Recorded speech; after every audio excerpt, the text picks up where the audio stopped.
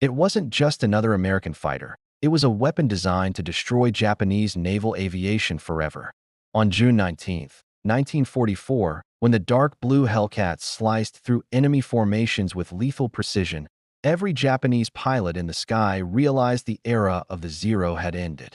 The F6F Hellcat didn't merely outclass the legendary Mitsubishi A6M0, it hunted it with ruthless efficiency. Equipped with 6.50 caliber Browning machine guns converging at the perfect range, reinforced armor that made it nearly impervious to enemy fire, and powered by a massive Pratt & Whitney R2800 double Wasp engine, delivering 2,000 horsepower, the Hellcat could reach speeds of 380 miles per hour and climb at over 2,500 feet per minute. What unfolded over the Philippine Sea that day wasn't a battle, it was an execution. In what American pilots would later call the Great Marianas Turkey Shoot, the Imperial Japanese Navy lost roughly 480 aircraft, while the U.S. lost just 33. This is the story of how the F6F Hellcat became the most successful fighter in naval history, achieving a staggering kill ratio of 19-1, and how it crushed the once invincible Zero in the most decisive carrier battle ever fought. The path to that fateful day began on June 6, 1944, when Task Force 58 departed Majuro Harbor in the Marshall Islands. It took 5 hours for the last ship to clear the harbor. The largest carrier force ever assembled was heading for the Marianas.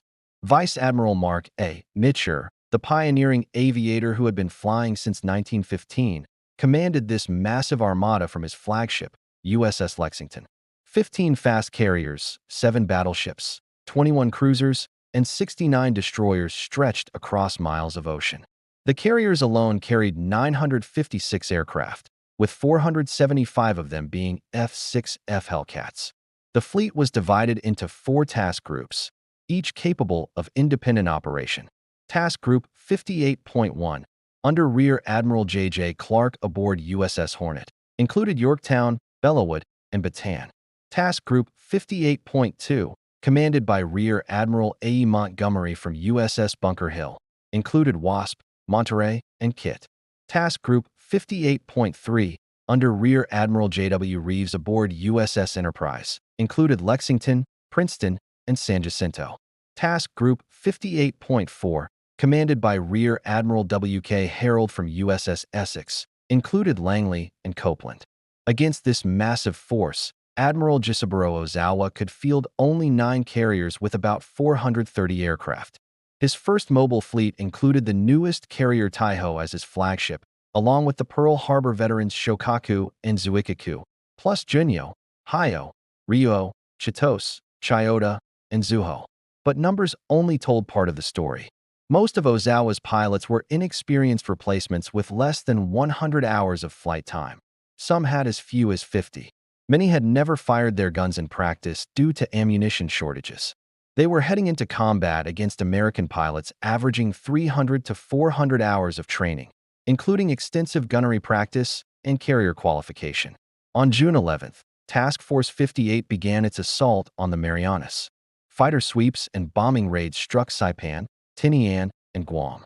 The Japanese were caught off guard, expecting the next American target to be the Carolines. Only 50 land-based aircraft defended the Marianas. In the first sweep alone, 208 Hellcats claimed 86 Japanese planes destroyed. The systematic destruction of Japanese air power had begun. Commander David McCampbell, leading Air Group 15 from USS Essex, commanded his squadrons in these early strikes. McCampbell, a 34-year-old Alabama native, had initially struggled to qualify in gunnery, helped secretly by his pilots painting bullets in the same color as his. Now, he was about to become the Navy's all-time leading ace. On June 15th, American forces landed on Saipan. Admiral Somu Toyota, commander-in-chief of the combined fleet, immediately activated Operation Ago, Japan's last chance to achieve a decisive battle since Midway. Every available ship and aircraft was committed. The plan relied on Ozawa's carrier planes coordinating with land-based aircraft from Guam and Tinian, using the longer range of Japanese planes to strike beyond American defenses, then refuel and strike again. Yet the Americans held advantages Ozawa underestimated. Task Force 58's radar could detect incoming raids at 150 miles. Fighter directors in each carrier's Combat Information Center vectored Hellcats into perfect intercept positions. Top-secret proximity-fused anti-aircraft shells would devastate any aircraft that penetrated the fighter screen. And most importantly, the F6F Hellcat was built specifically to destroy Zeros. Lieutenant Eugene Valencia of VF-9, flying from USS Yorktown, had devised what he called the mowing machine tactic. Alongside three other skilled pilots, James French, Clinton Smith, and Harris Mitchell, Valencia formed what would become one of the deadliest divisions in naval aviation history. Between them, they would eventually claim 50 victories, but on June 19, 1944, they were part of the broader defensive effort. Fighting Squadron 1 from Yorktown had a spectacular day. Under the leadership of Commander Smokey Stain, VF-1 destroyed 37 Japanese aircraft. Lieutenant Junior Grade George Carr became an ace in a single day, shooting down 5 planes. The squadron's Hellcats dove from 24,000 feet into massive formations of Japanese aircraft 10,000 feet below, guns blazing. The Hellcat's technical superiority was overwhelming. While a Zero weighed just 5,313 pounds fully loaded, the Hellcat came in at 12,598 pounds, the extra weight consisting of armor plating, self-sealing fuel tanks, and reinforced structure. Where the Zero pilot sat behind a thin aluminum panel, the Hellcat pilot was protected by armored plates and bulletproof glass. The Zero's fuel tanks could ignite from a single incendiary round, while the Hellcat's tanks sealed themselves with layers of rubber that swelled when punctured. The engine advantage was equally decisive. The F6F-3's Pratt & Whitney R2800-10 produced 2,000 horsepower, boosted to 2,200 with water injection during combat emergencies. The Zero's Nakajima Sakai 21 produced only 1,130 horsepower. This allowed the Hellcat to outclimb, outdive, and outrun the Zero at any altitude. At 20,000 feet, where much of the combat occurred, the Hellcat climbed at 2,000 feet per minute, while the Zero managed only 1,500, and that rate dropped rapidly with altitude. The Hellcat's armament told the same story. 6.50 caliber Browning M2 machine guns carried 400 rounds each, creating a total of 2,400 rounds. Bore sighted to converge at a specific range, the guns formed a deadly cone of destruction. In comparison, the Zero typically carried two 20mm Type 99 cannons with 60 rounds each, plus two 7.7mm Type 97 machine guns. Though the 20mm was more powerful, limited ammunition forced Zero pilots to be extremely cautious. Hellcat pilots could fire long, controlled bursts, walking their tracers onto targets. By 10 o'clock hours, the third wave of 47 aircraft approached, coming from Ozawa's carrier division, Junyo, Hyo, and Ryuho.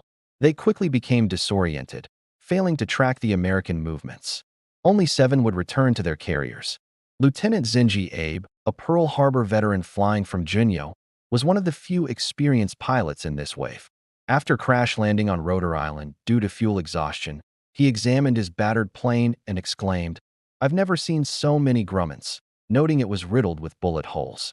Commander James Jig Dog Ramage, leading Bombing Squadron 10 from USS Enterprise, observed the fighters in action. "Our pilots really had a field day. The Japanese flew in perfect formations, and our boys just cut them to pieces. It was like a training exercise, except the targets were real." The fourth wave of 82 aircraft launched at 11 o'clock hours met the same fate. By now, American pilots almost felt pity for their opponents. Ensign William Spider Webb of VF-2 later recalled, "They were so green. They held formation while being shot at. They didn't even attempt evasive maneuvers. It was both impressive and heartbreaking to watch brave men fly to certain death." However, not all American pilots emerged unscathed. Commander Charles Brewer of VF-15, after shooting down 3 enemy planes, was himself shot down and killed over Guam, a stark reminder that even in a turkey shoot, war exacted a heavy price. Lieutenant Commander James Flatley then assumed command of VF-15, continuing the squadron's deadly effectiveness. At 11:18, USS Kavala, commanded by Lieutenant Commander Herman Kostler, fired 6 torpedoes at the Japanese carrier Shokaku. 3 torpedoes struck home, sending the Pearl Harbor veteran, displacing 32,100 tons fully loaded, to the bottom with significant loss of life. 2 of Japan's newest and largest carriers were now destroyed. The radar advantage of the Americans cannot be overstated. SK and SK-2 radar systems detected aircraft at 150 miles, giving 30 to 40 minutes of warning for incoming raids. The Japanese relied solely on visual detection, often spotting American fighters only once they were already in firing range. Lieutenant Joseph Edgar, fighter director aboard Lexington, vectored fighters to intercept 35 enemy aircraft, watching the entire battle unfold on his radar like a chess master surveying the board, while his opponents saw only individual pieces. Each carrier's combat information center was a hub of radar scopes, plotting boards, and radio equipment. Trained fighter directors could track multiple raids, direct fighters to intercept, warn of approaching threats, and coordinate the entire defense, all with calm, measured commands even as dozens of enemy aircraft approached. Vector 270, Angels 20, bogies approaching. Investigate and report. Lieutenant Commander William R. Kane, commanding Air Group 10 from Enterprise, described June 19th in his diary. The greatest air defeat suffered by any nation ever. We started the war flying obsolete aircraft against superior Japanese pilots. Now we commanded the best fighters in the world, flown by superbly trained pilots, directed by radar controllers who could see everything. The American training system provided a decisive edge. By June 1944, new pilots arrived with 300 to 400 hours of flight time. They had practiced carrier landings dozens of times on converted Great Lakes paddle wheelers, fired thousands of rounds in gunnery practice, and knew their aircraft intimately. Japanese training had collapsed. Boys were sent into combat with only 50 to 100 hours total. The American rotation system ensured experienced pilots, like Lieutenant Commander John S. Jimmy Thatch, inventor of the Thatch defensive tactic, returned home to train new aviators. Japanese veterans, by contrast, remained in combat until killed. By June 1944, almost all Pearl Harbor and Midway veterans were gone. Communications also played a critical role. American pilots had reliable VHF radios with standardized terminology, allowing coordinated attacks, threat warnings, and situational awareness. Japanese radios were unreliable. Many pilots flew without them to save weight, relying on hand signals that were nearly impossible to see in combat. By noon on June 19th, the first phase of the battle was over. The Japanese had launched 373 carrier aircraft in 4 waves. Approximately 346 were shot down, while American losses were 33 aircraft and 26 flight personnel, mostly due to operational accidents rather than combat. The ocean around Task Force 58 was strewn with burning wreckage, oil slicks, and Japanese pilots in life rafts. Admiral Mitcher, observing from Lexington, remarked to his staff, "The Japanese carrier air force has been destroyed. They'll never recover from this." He was right. Japan had lost not just planes, but irreplaceable trained aircrew. In the afternoon, fighting continued over Guam and Rota as American fighters intercepted Japanese planes attempting to land and refuel. F-16 pilots, including Valencia, flew multiple sorties, adding to their tallies. Total Japanese losses for the day reached roughly 480 aircraft when including land-based planes. Meanwhile, American maintenance crews performed miracles. Damaged Hellcats were repaired overnight and ready to fly again the next day. The U.S. logistics system ensured fuel, ammunition, and spare parts were delivered in abundance. Each carrier had machine shops capable of producing parts. Engines were swapped out in hours. The Japanese struggled to maintain their remaining aircraft, cannibalizing damaged planes for parts. As the sun set on June 19th, Admiral Ozawa still hoped to salvage something from the disaster, unaware of the true scale of his losses. Returning pilots reported shooting down hundreds of American planes. In reality, almost none. Survivors were exhausted, demoralized, and traumatized. On June 20th, the second phase of the battle, the American counterstrike, began. Search planes scoured the ocean all day. At 1540, Lieutenant Robert Nelson from USS Enterprise finally located the Japanese fleet 275 miles west of Task Force 58. The American aircraft were operating at the extreme edge of their range, and launching so late meant many would return after dark. But Admiral Mitchell did not hesitate. "Launch them," he ordered. At 1624, Task Force 58 sent aloft 216 aircraft, 85 Hellcats, 77 dive bombers, and 54 torpedo bombers. Every pilot knew the risks. They would fly to the very limit of their fuel. Many might not make it back, but the opportunity to strike the Japanese fleet was too valuable to pass up. Lieutenant Commander Ramage led VB-10's dauntless dive bombers from USS Enterprise.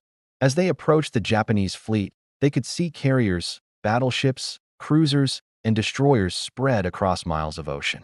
A handful of Japanese fighters attempted to intercept, but were quickly overwhelmed by escorting Hellcats. The attack was chaotic but effective. The carrier Hyo took multiple bomb and torpedo hits and sank. Zuikaku was heavily damaged, along with carriers Junyo and Kyoto. The battleship Haruna was hit by a bomb, and 2 oilers were sunk. The real challenge came on the return flight. Darkness fell, and American aircraft began running out of fuel. Radios crackled with desperate calls. "This is Blue 7. Engine quit. Going in. Red 3 ditching. Send help." Pilots watched their fuel gauges inch toward empty, calculating whether they could make it back. Admiral Mitchell made one of the war's most famous decisions. He ordered every ship in Task Force 58 to turn on the lights. Flight decks blazed, searchlights cut the darkness, and star shells lit the sky, a Times Square in the middle of the Pacific. Lieutenant Commander John Gray of VF-18 later recalled, "I was down to fumes when I saw those lights. It was the most beautiful sight of my life. I didn't care which carrier, I just needed a deck."